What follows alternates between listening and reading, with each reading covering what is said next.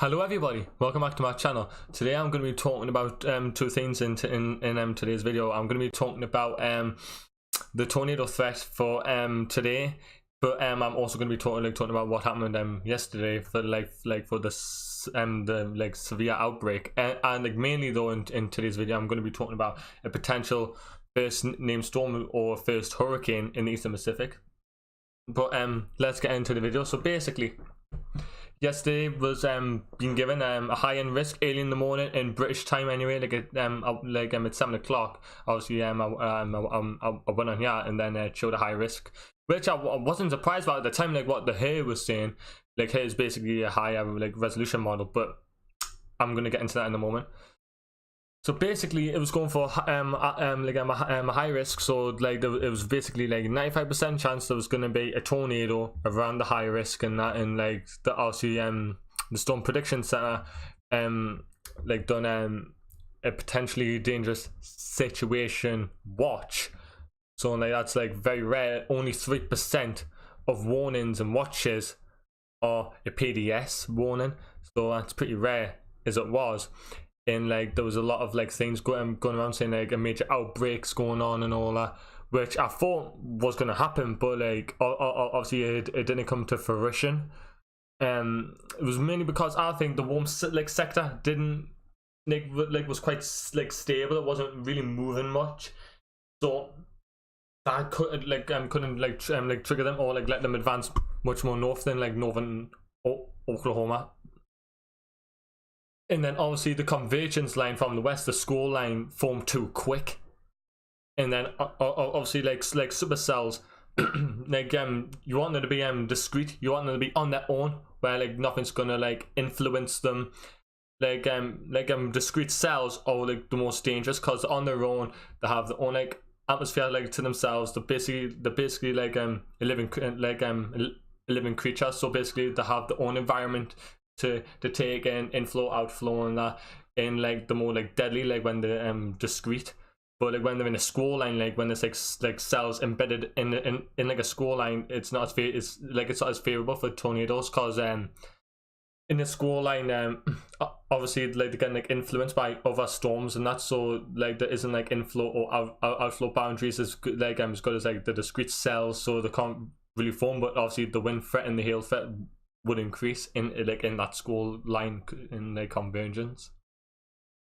So before I get on to the tropical outlook here, I'm going to be talking about the convective outlook for the 21st week. So there is an enhanced risk here for it's in Oklahoma. It's for Arkansas and that, and north of Arkansas, and there's places like that basically. So we could get some cells embedded in that score line, and I wouldn't be surprised if we see a tornado or two. But don't put anything on that. If there's a warning, take it seriously. Get in your storm shelter if you have one over now. Get in a low interior room. It's potentially in a bathroom, on the lowest floor, and put as many walls between you from the outside and the tornado. So if there's a warning, heed the warning, take shelter, and just take it seriously, and don't leave the shelter until the warning's gone. And then if there's another another warning, go back into the shelter, because you can't be too complacent with warnings. So basically there is still a bit of risk for tornadoes. And then we look at the tornado risk, it's a 10% chance, but it's still not impossible. And obviously the wind threat's high because of that convergence line, so that's why. So now we're going to be looking at a potential, tropical storm or hurricane for the Eastern Pacific. So basically, it's going to initiate off the Yucatan Peninsula on the 24th, so on Friday. And then it looks like from the 27th, that's going to form potentially into a weak hurricane maybe, or high-end tropical storm. If I quickly look here on the 850 millibar wind, yeah, we can definitely see the purples in there, so it's probably a low-end hurricane at category 1.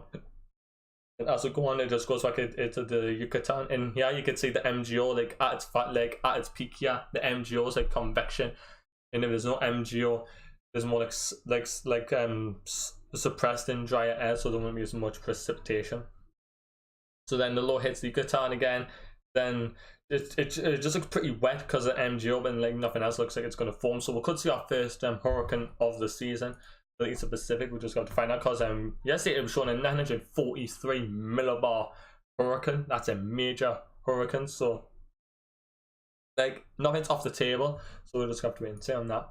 If you look at the ACM WF actually still updating, I'll just show you the morning's run. So as we go on here, you can see it's trying to form here, but it doesn't really form in so much. It just forms as just a weak invest, maybe like to a strong invest, just a bit of like rotation with it, a bit of precipitation with it. Maybe a tropical storm at worst, but nothing really to talk about with that. So as I said, we're gonna have to keep an like eye on it. There is a potential for it, like for a system to form.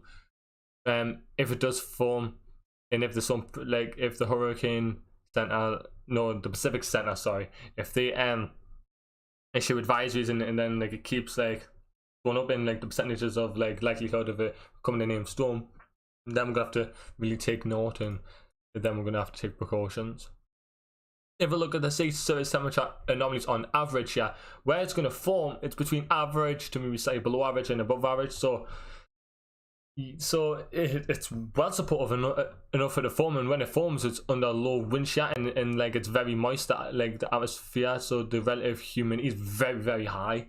So there's something really in the way of slowing it down, really, unless it goes to idle replacements and structural changes and things like that. So it's between average, below average, and slightly above average, and you can definitely see it's more than supportive, between 29-30 degrees off the Yucatan Peninsula going into Mexico. So no, sorry, New Mexico. So as I've said, we just got to keep an eye on the wind shear. Is going to be favorable. There's not going to be much dry air at all. It's going to be very there's going to be a lot of relative humidity, so there's something really in the way from stopping it. So if it forms, the models could be underplaying it. So like if this inverse like designated, which I think it's extremely likely, then we're going to be looking at HWRF, HMON, when they have better like handle on pressure and intensities, because the GFS doesn't really have a good idea of pressure. It tends to go overboard or sometimes underboard. It just goes haywire sometimes. So don't really focus too much on pressure. If it's shown as some format, that's enough in itself, really. So yeah, guys, that's it for today's video. Please like, subscribe, and turn on the notification if you like the video. And yeah, so I haven't really uploaded like I'm gonna like try to start like uploading more like regular now. I don't know if I'm gonna do daily, but I am gonna give it a go. And if not, I'll try to make it like once every other day. So like do a video, then like miss a day, then like do like another video, so on. So I will try to do daily vids again, but it just depends, really. So okay, guys, thanks for watching. Please like, subscribe, and I will do another video hopefully tomorrow.